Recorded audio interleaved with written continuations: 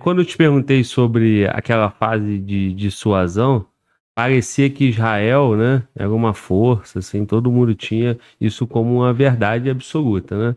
E aí nós vamos, com o passar do tempo, o conflito não se evolui como era esperado, né? No caso de Israel.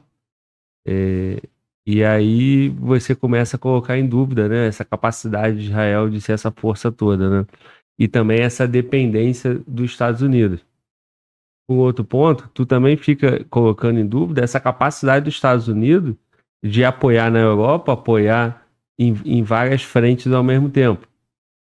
O que no passado era uma guerra por procuração, parece que em algum momento, muito logo ali na frente, já vai deixar de existir esse modelo de guerra de procuração, né? Tem um envolvimento direto. Vai ter um envolvimento direto, né? E é esse o start para que entre em conflito essas potências, uma contra a outra diretamente? Sim, esse seria um momento de agravamento brutal. Nós já temos hoje na Ucrânia estrangeiros lutando, né? Mas sobre dois guarda-chuvas, né? Mercenários, são mercenários. Ou são especialistas que estão dando apenas assessoria técnica. Mas o fato é que os ucranianos jamais conseguiriam atingir um alvo dentro da Rússia sem que isso fosse feito por um ocidental. Porque é uma arma sofisticada que você não aprende a manusear ela do dia para a noite. E outra coisa, para atingir, por exemplo, um radar de alerta precoce nuclear, lá no interior da Rússia, você precisa de monitoramento por satélite do alvo. Então, o envolvimento direto, digamos assim, ele já se configura. O que nós teremos no futuro e aí você coloca, é quando realmente a tropa descer na terra no sentido maciço, né? Veja bem, Glauber, o que os russos aprenderam, os chineses aprenderam, e nós também deveríamos ter aprendido, ao longo da Primeira Guerra Mundial e de tantas outras guerras, a Segunda Guerra, etc. Quando você abre duas frentes, você se enfraquece, né? A Alemanha abriu duas frentes, uma para a Inglaterra, outra para a Rússia. Eles estão levando o Ocidente a abrir 3, 4 frentes. Imagina o seguinte, Glauber. Hoje tem uma frente na Ucrânia, leste europeu. Aí você abre uma frente no Oriente Médio, contra o Hezbollah, contra o Líbano, contra o Irã, contra a Síria, etc. Aí depois você abre uma frente em Taiwan. A China invade Taiwan, você vai ter uma terceira frente. E ainda pode, amanhã ou depois, aqui na Venezuela, ele causar um distúrbiozinho qualquer para abrir uma quarta frente. A pergunta é como os Estados Unidos vai trabalhar em 4 frentes, uma distante da outra, milhares de quilômetros. Olha a logística que isso envolve. Olha a quantidade de pessoas, né? É bem complexo essa situação. E talvez essa seja a estratégia, né? Dividir você em várias frentes para que você esteja fraco em todas elas, ou não suficientemente forte em todas elas. Me parece uma estratégia bem clara. O presidente da Venezuela, Maduro, fez um pronunciamento agora, tem 1 ou 2 dias, lá no aniversário deles de independência, falando sobre a Guiana. Ele ainda não esqueceu a história da Guiana, de tornar a Guiana parcela da Venezuela, né? Nós tivemos agora uma esquadra russa, inclusive com um submarino nuclear, aportando em Cuba. Então, é um conjunto de fatores onde você está deixando a situação avançar em frentes distintas para que o seu oponente, no caso o Ocidente, não possa se concentrar numa única frente de batalha. Esse momento está se aproximando, porque vai haver um momento que uma falha, uma detecção errada vai gerar um estopim. O estopim geralmente são coisas que acontecem fortuitamente. Okay? Algumas podem ser um atentado de falsa bandeira e pode ser uma coisa fortuita.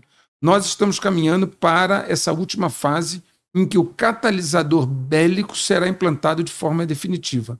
Seja o catalisador biológico que nós tivemos antes em 2020, seja o catalisador da cyberpandemia que eles estão testando, né? Ataques à infraestrutura. Ou vejam bem, tudo isso são estratégias de guerra. Por exemplo, a imigração. A imigração, em tese, é uma coisa natural. O Brasil recebeu imigrantes italianos, alemães, etc. né? A imigração pode ser usada também como uma arma de guerra, desde que o imigrante que entra no seu país não assimile a sua cultura e receba ordens de fora. Então, há uma série de ações de guerra de quinta geração que estão ocorrendo há décadas. A imigração não começou na Europa agora, há 2, 3 anos. Isso foi algo pensado, bem estruturado e conduzido metodicamente ao longo das últimas décadas. Muito bom, é isso que a gente falar, né? A Europa, então, né? A cultura muçulmana já tomou conta ali da Europa, né? Agora, a Rússia o Putin tem certeza já, né? Que não é mais uma guerra por procuração, né? Por conta justamente desses operadores em equipamento que ele sabe que aquilo ali não é ucraniano.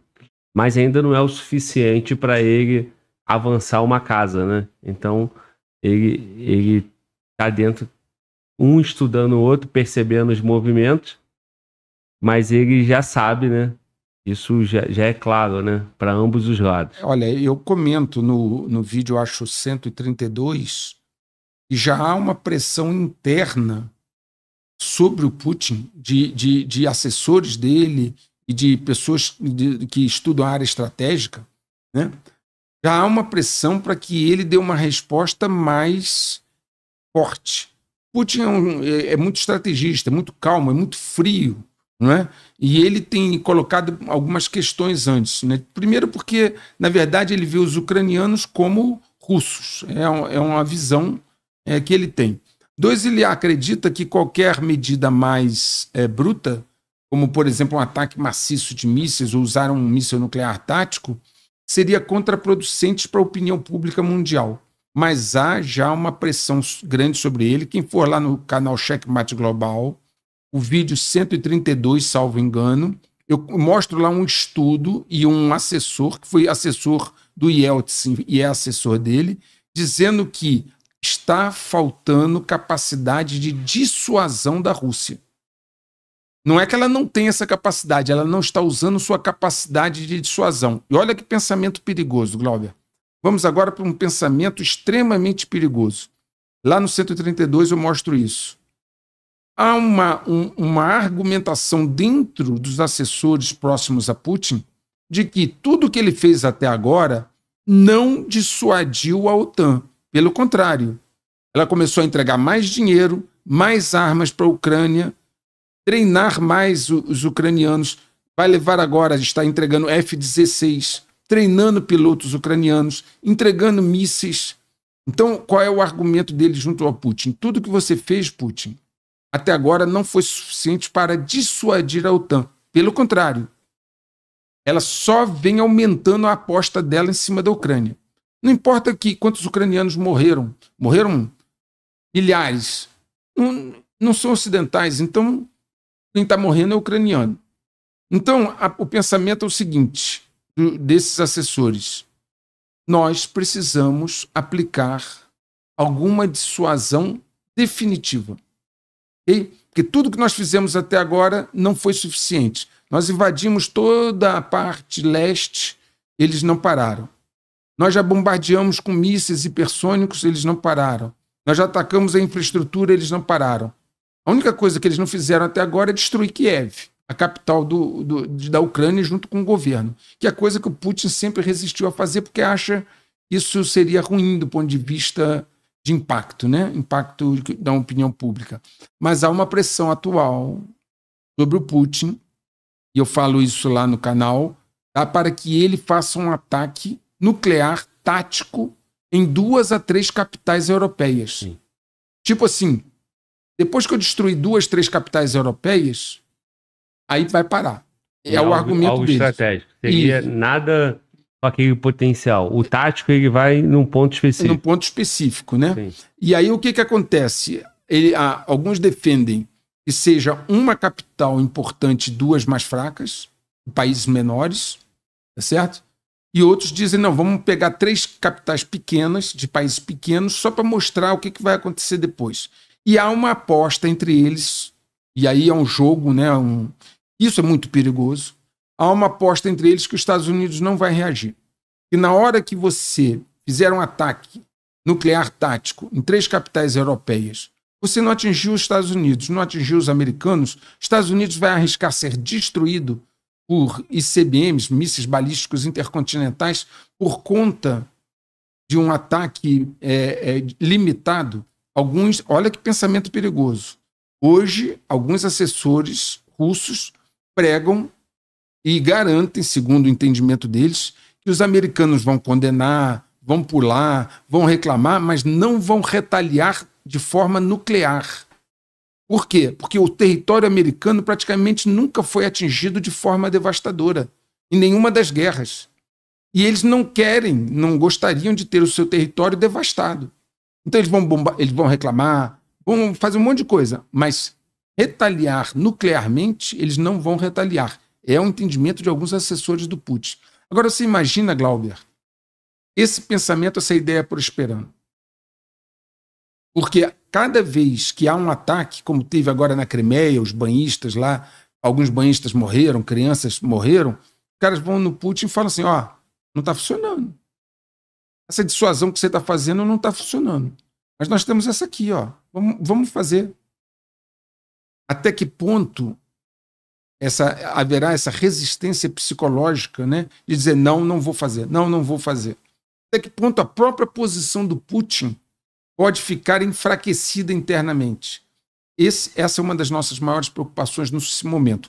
Acompanhar o estado emocional do Vladimir Putin, acompanhar com muito cuidado as suas falas, acompanhar as falas do Medvedev, que é uma espécie de um porta-voz dele para falar duro, e medir essa temperatura. Até que ponto esse pessoal está começando a convencê-lo ou não. Isso é essencial, porque um ataque com armas nucleares táticas na Europa, a 3 capitais, seria algo realmente diferenciado. Bom, se eu entendi, o que você está dizendo é o seguinte, né? Nós estamos num momento estratégico onde está tendo um ajuste técnico, né? Então a OTAN ela está avançando ao mesmo tempo que ela está treinando e testando o poderio bélico da Rússia, né? Então, por mais que tenha aquela pressão de alguns parlamentos, né, tanto da Europa quanto dos Estados Unidos, de não ficar botando muito dinheiro na Ucrânia, dizendo que a Ucrânia tem que resolver seus próprios problemas, isso não tem sido suficiente para ter um recuo, né? Então, chega com dificuldade, mas continua chegando muita coisa. Essa aposta dos Estados Unidos lavar só a sua honra, a sua moral e proteger o território americano seria uma aposta vencedora para a Ucrânia, porque aí para a Rússia, porque aí sim teria uma dissuasão forte e isso faria um abandono, um esvaziamento no apoio da OTAN para a Ucrânia. Hoje eles estão medindo o seguinte, principalmente a reação da população. Sim. Né? Isso uniria as populações da Europa contra eles ou isso causaria tanto temor que os caras pensariam assim, caramba, deixa eu falar aqui. Pô, nós estamos brigando pela Ucrânia. A Europa nunca teve nada com a Ucrânia, não tem nenhum laço com a Ucrânia. A Europa ocidental não tem nenhum laço com a Ucrânia, nenhum laço importante. Então há um momento em que eles estão incentivando alemães, franceses, ingleses, etc., a botar na balança. Vale a pena esse risco em função da Ucrânia? Ou será que os nossos líderes estão apenas usando uma estratégia de desgastar a Rússia com essa guerra da Ucrânia, mas sem medir as consequências? Entende? Então imagina que você, meu amigo, morasse na Europa. Se estivesse morando lá num país europeu, que poderia ser uma das 3 capitais elegíveis pelos russos para um ataque. Você pensaria assim, nossa, posso sofrer um ataque nuclear aqui pelo quê? Porque nós estamos defendendo a Ucrânia. Mas na nossa história do nosso país, quando é que nós estivemos ao lado da Ucrânia? Quais países europeus algum dia estiveram ao lado da Ucrânia para alguma coisa? Então é essa mensuração que está sendo feita, entende? Na hora que se chegar a pacificar o entendimento, esse é o momento crítico. Se entre os russos houver a pacificação de um entendimento de que esse é o único caminho para dissuadir a OTAN. Se eles pacificarem esse entendimento, eles farão. Mas ao mesmo tempo também não daria uma união e um sentimento de luta, né? Porque até então é contra a Ucrânia, né? Mas, por exemplo, um ataque à França, como é que isso também não uniria a União Europeia, né? Porque enquanto está lá, como por ser uma guerra de procuração, enquanto está na Ucrânia, por essa falta de sentimento, né? Eles não veem o ucraniano muito como russo do que como, né? Europeus ocidentais ali, né? Não seria também um tiro no pé? Pois é, essa é o contraponto. Você sabe que a diferença entre o remédio e o veneno é a dosagem, né? Então, por exemplo, tem alguns analistas muito próximos de Putin que preferem um ataque, por exemplo, às repúblicas bálticas, Lituânia, etc. Por quê? Porque aí é só uma amostra e quem é que vai estar? O europeu não está ligado na Lituânia. Quem vai unir força pela Lituânia? Entende? Então, assim, é essa medição da dose que está sendo discutida hoje. Primeiro ponto, convencer Putin de que essa é a única dissuasão possível. E qual é o argumento? Veja a escalada nos últimos 2 anos em que nada do que foi feito convenceu a OTAN a parar. Esse é um argumento que eles estão colocando. Uhum. O segundo, tudo bem, vamos dissuadir com mais firmeza. Qual é a dose? Ataco Londres, Paris e Berlim? Ou ataco a capital da Lituânia, da Estônia e de um outro paizinho lá, só para mostrar que eu não estou brincando? Entende? Então, esse é um momento, eu sei que a maioria das pessoas não tem esse sentimento, mas isso está sendo acompanhado muito de perto pelos serviços de inteligência ocidentais. Entendeu? Até que ponto o Putin vai suportar essa pressão ou não, né? Se ele disser não vou fazer e acabou. E aí quais são as consequências? Internamente, o pessoal começar a dizer, tá vendo, nós temos um líder fraco. Nós temos um líder que está permitindo nossos jovens russos morrerem na Ucrânia porque não tem coragem de apertar um botão. E aí começa um processo, Glauber, bem complexo interno. Isso acontece em toda a superpotência, né? Então, vem os camaradas... Por exemplo, na hora que morrer filho, neto de 4, 5 caras importantes ali do governo, o cara já perde um pouco essa questão da frieza. Ó, meu neto morreu, meu filho morreu, o dele morreu. Vem cá, por quê? Por que você não faz nada? Aí começa uma situação complexa. Veja bem, Glauber. Começa uma situação assim... Presidente, o senhor, qual é a vantagem que o senhor está vendo nisso? Já dando a entender que ele estaria sendo beneficiado em alguma coisa. Presidente, o senhor está sendo fraco. E aí começa uma situação que, claro, não é primeiro no cara a cara, mas começa por baixo, solapando a autoridade, questionando a capacidade. E esse é um processo que já está acontecendo, ainda de forma branda, mas que nós entendemos que ele se tornará de uma maneira mais enfática nos próximos meses. É só os russos terem uma situação adversa pela frente.